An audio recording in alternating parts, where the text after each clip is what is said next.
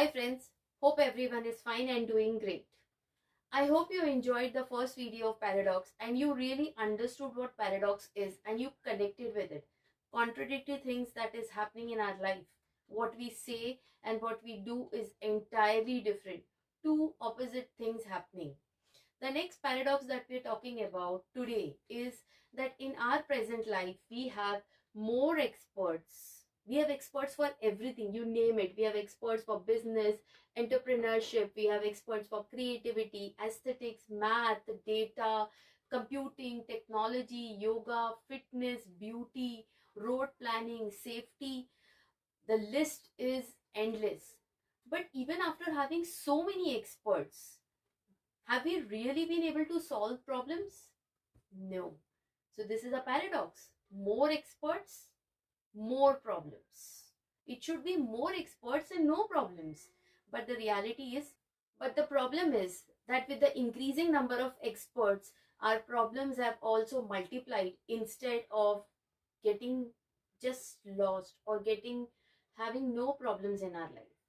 The next paradox of our life is that we have more medicines. We have experts in the field of medicines. We have got different instruments come up for checking different, excellent CT scan machines are there, different type of blood tests are there, you name it. What happens in your entire body can be traced within minutes, within hours. You can be, identified what's happening exactly. But there is very less, there is very less wellness. You know why? I'll give you the reason. Because nowadays the word I, me, mera, that has come in our roots. We are just concerned about ourselves, our home, our happiness, our salary, our time, our people, our friends. I. And I stands for illness. If we are talking about we as a whole, we the world, we the people, we the family, then we stands for wellness. WELLNESS. We stands for wellness. For the time, in fact, till the time we convert this I into we are all going to be sick, because that is the reason we are just so dissatisfied. We are just self-concerned. We are just self-concentrated. We're thinking about ourselves and not for the society, not for the family. Forget anyone. The next thing, we spend recklessly without any limitation. Whatever comes in our way, if you've got money, we just keep on spending, purchasing, and laugh very little. Smile is contagious. If you smile at a person, you are going to get back that smile, and a smile will be passed on to others and others and others. So it's contagious.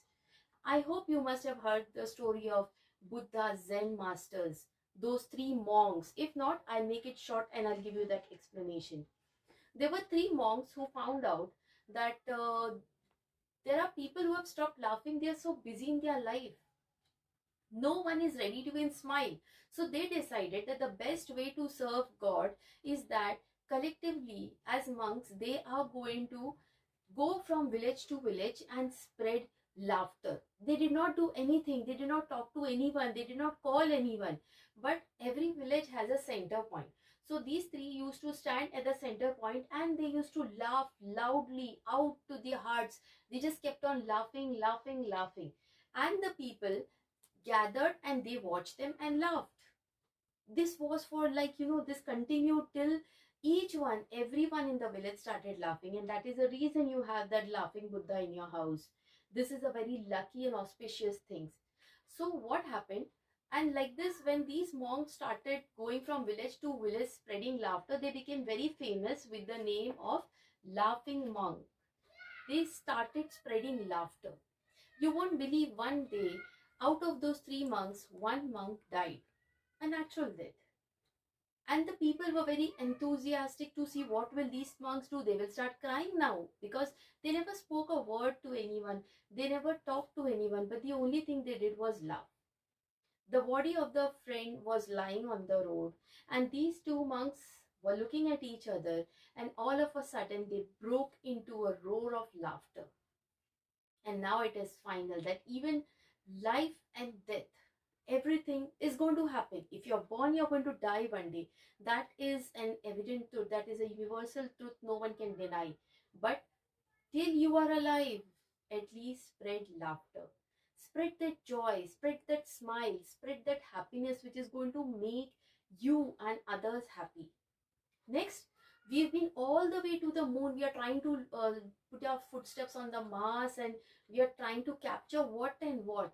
But we have got a lot of problems, even crossing the street and going to meet our neighbors or meet our friends. We don't even know who stays next door because we are not concerned. हमें क्या लेना देना? Let them stay.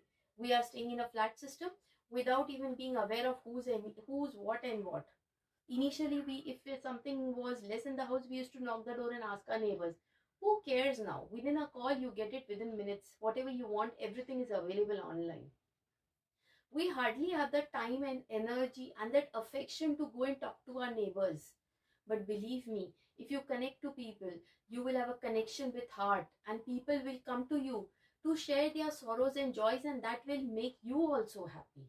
So, see the paradox of life. We are trying to go where? We are going to live on the Mars, we are going to live on the moon, and what not. There are so many researchers going. We want to go and travel around the world. But what about the friends over here? I see nowadays, even people, even if they have to meet their friend or if they are going out with their relative, the boy, the person you're going to meet is just next in the next building in the same society. Instead of just calling down his name or her name from the from ground floor and calling that person, what do? Niche aa rahe. This is what the message we give. So how are you going to connect just with the phone? Not possible. We plan lots and lots. We have all types of policies. We have all types of plan in the next 5 years. Down the line, I'm going to do this. Many of the interviews also, people ask, what are you planning to do for the next 5 years? Where do you see yourself? But we accomplish very less. A lot of planning is done. See, on the 31st, so many plans were made. How many have you accomplished? How many have you completed? How many have you tried to complete? Nothing. Learn to rush. We are all rushing somewhere as if some dog is there behind us. Oh, this, after this, we are going to do this. After this, we are going to do this. But we hardly have any time to wait. See, when you just, people board a train, when they get off the train, there is such a lot of mad rush to run, to, be first on the staircase and to rush and reach, to catch a rig, to catch a bus. But what are we doing? Can we just wait? Can we just take a pause for a moment? Just let someone move. Just give space to someone who requires it. Someone who's old, some lady who's carrying a child, maybe a child needs your help. No, we're not concerned. We're really not concerned what's happening next to us. Next paradox of life. We have made computers which has got so much of information, unlimited. Not forget the computers, you've got your phones in your hand, your iPhones are there with you, your Android phones are there. Such a lot of information is there on that, and we have so many copies of any information that we want. But how much do you communicate? While traveling on the road, you are standing, waiting for the bus, waiting for the train. You are in the train. What do you see around yourself? People are with their phones, scrolling up and down, watching movies. No communication. Zero communication. People in the house, they sit, they have their dinner. Everyone is with the phone. Individual phones, they are having their individual lives. Everyone is living their personal life. No connection because there's no communication. We are living in a generation where we have fast food. We are all eating fast foods, your pizzas, your burgers, you name it, and there are a lot of things. But what about the digestive system? It has become so slow that people are having so many problems because we are eating fast food. Very slow digestion because we are hardly doing any work, no physical activity.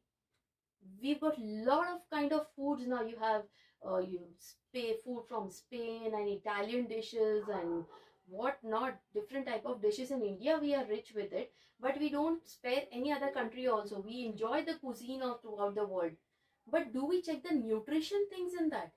Do we really actually need those things? We hardly do it.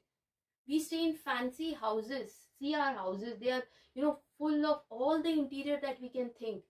the things, maybe there's a false ceiling, the colors, the decoration, the decorum, the pillows, the cushions. But what about our homes? Our homes are broken. The son doesn't talk to his father, the daughter doesn't talk to the mother, there is no communication. I would like to stop over here for a moment, take a pause, and tell you that what I am talking is what we all are witnessing. We all know these things are happening. But then what is the result? It is we who need to change. From that I, we have to talk about we.